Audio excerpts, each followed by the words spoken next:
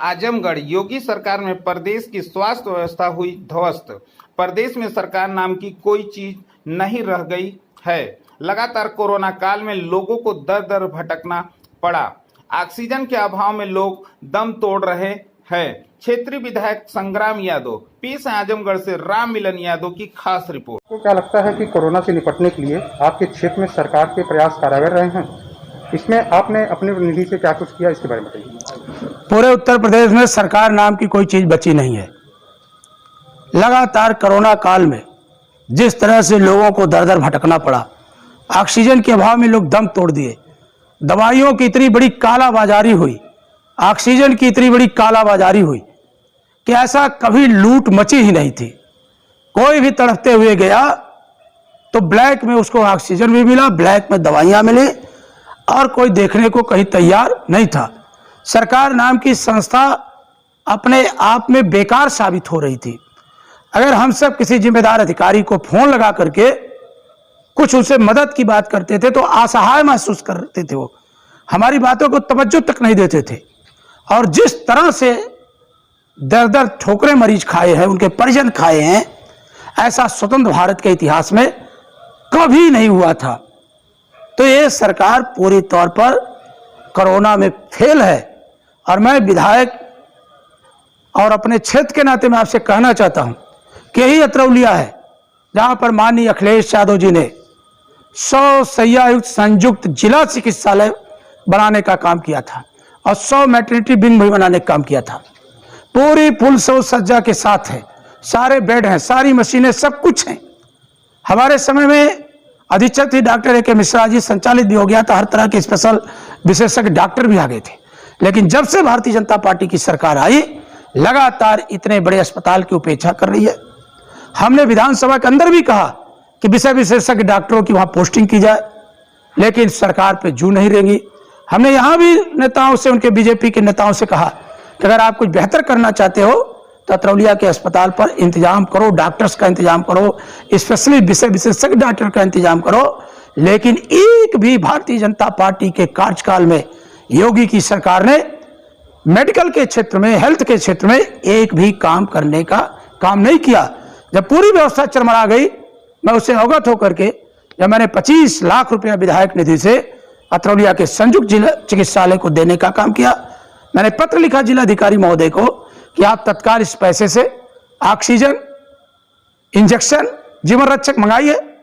लेकिन आज आप पता कर लीजिए, महीनों हो गया मुझे पैसा दिए हुए, आज इस 25 लाख रुपए का ये कहां उपयोग किए, कैसे उपयोग किए। और मैंने पत्र में भी लिखा था कि मुझे अवगत कराइएगा, लेकिन आज तक सरकार या उसके प्रतिनिधि आजमगढ़ में मुझे अवगत कराने का काम नहीं किए। सरकार अपनी बुराइयों पर पर्दा डालने के लिए मुख्यमंत्री का उड़न खटोला, जनता का ध्यान बटाने के लिए जिले जिले के दौरे पर चले गए, मंडल मंडल दौरे चले। आजमगढ़ है, इतने बेड आईसीयू बना दीजिए, इतने बेड चाइल्ड का बना दीजिए, तीसरी लहर को रोकेंगे। मैं उनसे पूछना चाहता हूं, क्या आपने कोई मेडिकल बनाने का काम किया आजमगढ़ में? क्या कोई अस्पताल बनाने का काम किया? यदि नहीं किया तो बिना डॉक्टर के हॉस्पिटल कैसे चलेगा? मैंने उत्तर प्रदेश की विधानसभा में कहा था कि आजमगढ़ में रेडियोलॉजिस्ट डॉक्टर नहीं है, आजमगढ़ में न्यूरो का डॉक्टर नहीं है, आजमगढ़ में कार्डियोलॉजी नहीं है, उसका डॉक्टर नहीं है। सरकार ने एक भी डॉक्टर पोस्ट करने का काम नहीं किया। सरकार केवल पूंजीपति घरानों के लिए काम कर रही है। और देश की ऐसी मीडिया जो दुनिया में कहती थी कि भारत का डंका बज रहा है, भारत विश्व गुरु की तरफ बढ़ रहा है, दुनिया ने अपनी खुली आंखों से, भारत के लोगों ने देखा कि जिस तरह से दम तोड़े हैं लोग ऑक्सीजन के अभाव में। बड़े बड़े डॉक्टर मीडिया के सामने आके कहे कि मेरे पास बैकअप नहीं है, बहुत जल्दी का। आज लोग याद करते हैं माननीय अखिलेश यादव की सरकार को कि माननीय अखिलेश यादव जी ने उत्तर प्रदेश के अंदर सबसे ज्यादा मेडिकल कॉलेज बनाने का काम किया। 1972 के बाद सबसे ज्यादा MBBS की सीट बढ़ाने का काम माननीय अखिलेश यादव ने किया। चाहे गजरिया के अंदर बहुत बड़ा कैंसर अस्पताल बनाने का काम किया। डॉक्टर राम मनोहर लोहिया इतना बड़ा अस्पताल बनाने का काम किया। सैफई के अंदर किया, बदाऊं के अंदर किया, आजमगढ़ के अंदर किया, कन्नौज के अंदर किया, जौनपुर के अंदर किया। और भारतीय जनता पार्टी, न इसको देश से मोहब्बत है, न यहाँ के लोगों से मोहब्बत है। भारतीय जनता पार्टी मीडिया का सहारा लेकर के केवल झूठ और फरेब की राजनीति करती है और उसी राजनीति में भोले भाली जनता को फंसा करके जब पूरा देश अपने यहाँ लॉकडाउन कर रहा था, तो वही प्रधानमंत्री दिल्ली में कहते थे कि 2 गज की दूरी, मास्क है जरूरी, और वही प्रधानमंत्री जाके पश्चिम बंगाल में रैलियां करते थे। ये इतना जनता को मूर्ख समझे। इलाहाबाद के हाई कोर्ट ने कहा कि पंचायत के चुनाव टाल दिए जाए। हाँ, हमारे शिक्षक बंधु गए हाई कोर्ट में कि हमें अगर ड्यूटी पे भेजा जाएगा तो हम संक्रमित हो जाएंगे, लेकिन सरकार ने एक भी बात नहीं मानी। फिर हाई कोर्ट ने कहा कि उत्तर प्रदेश की लोगों की जिंदगी और यहाँ की स्वास्थ्य व्यवस्था राम भरोसे है। हाई कोर्ट की बातों को सरकार ने संज्ञान में नहीं लिया। सरकार एक दम्भी के रूप में काम किया। सुप्रीम कोर्ट चली गई हाई कोर्ट के उस आदेश पे रोक लगवाने के लिए, शिक्षकों के आदेश पे रोक लगवाने के लिए, मतगणना पे आदेश के लिए सरकार चली गई सुप्रीम कोर्ट, और वहां से आदेश लेकर आई। तो सरकार जानती थी जब उसका इंफ्रास्ट्रक्चर इस तरह का है तो जनता को मौत के मुंह में डालने का काम उत्तर प्रदेश की योगी सरकार ने किया है। योगी पूरी तौर पर विफल हैं, और यहाँ की जनता का जो जनमत आया है, जो समर्थन आया है, जिस तरह से बातें चल रही हैं, आज सारी की सारी लोगों की नजर माननीय अखिलेश यादव पर है। और वही एक ऐसे नेता हैं जो इंफ्रास्ट्रक्चर के क्षेत्र में काम कर रहे हैं, जो चाहते हैं कि गांव के अंदर अस्पताल बना है। आप अपने चैनल पे दिखाइए कि क्या भारतीय जनता पार्टी एक ग्राम सभा के अंदर 200 बेड का अस्पताल बना सकती है। भारतीय जनता पार्टी सिर्फ बकवास करती है। भारतीय जनता पार्टी नफरत पैदा करती है। बताइए कौन ऐसा देश है जो आपके देश को ऑक्सीजन न दिया हो? कौन से ऐसा देश है जो भारत के साथ, लेकिन यही प्रधानमंत्री सस्ती लोकप्रियता के लिए कहते थे कि हमने फला जगह दवाइयों को भेजा, वहां भेजा, वहां भेजा। मैं पूछना चाहता हूं कि जब तुम ऑक्सीजन का इंतजाम नहीं कर सकते हो, तुम यहाँ के लोगों के जीवन रक्षक दवाइयों का इंतजाम नहीं करते हो, तुम्हें सत्ता में एक दिन भी रहने का नैतिक अधिकार खो बैठे हैं। इनको केवल इस देश की मीडिया चैनल, कुछ ऐसे पत्रकार जो रात दिन उनका गुणगान करते हैं, ऐसे लोग ही इस सरकार को चाहते हैं। पूरी जनता बदलाव में के लिए सरकार द्वारा क्या क्या व्यवस्था किए गए, आप उनको अपने सत्ता पक्ष की तरफ से कोई संदेश देना बताना चाहते हैं? तीसरी लहर का सरकार भय पैदा कर रही है।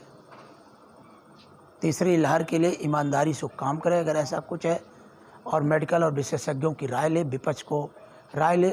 हम तो ये कहेंगे कि सरकार चुने हुए जनप्रतिनिधियों को विशेष सत्र बुलावे, उसमें चर्चा करे, और तब जाकर के कोई हल निकलेगा। सरकार पूरी तौर पर विफल है, फेल है। ये संस्था पूरी तौर पर इससे जनता का विश्वास हट गया। जैसे कि सरकार द्वारा आरोप लगाया जा रहा है कि विपक्ष ने वैक्सीन के लिए अफवाह उड़ाई है, उसके बारे में क्या कहेंगे?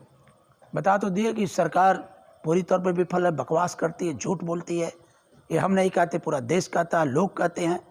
सरकार के बारे में दुनिया के देशों में मीडिया में क्या चर्चा हुई, आप उठा करके अगर देखते हो तो देखिए क्या लोगों ने कहा इसके बारे में। तो ये सब बकवास है। विपक्ष को झूठा बदनाम करते आए तो ये हुई।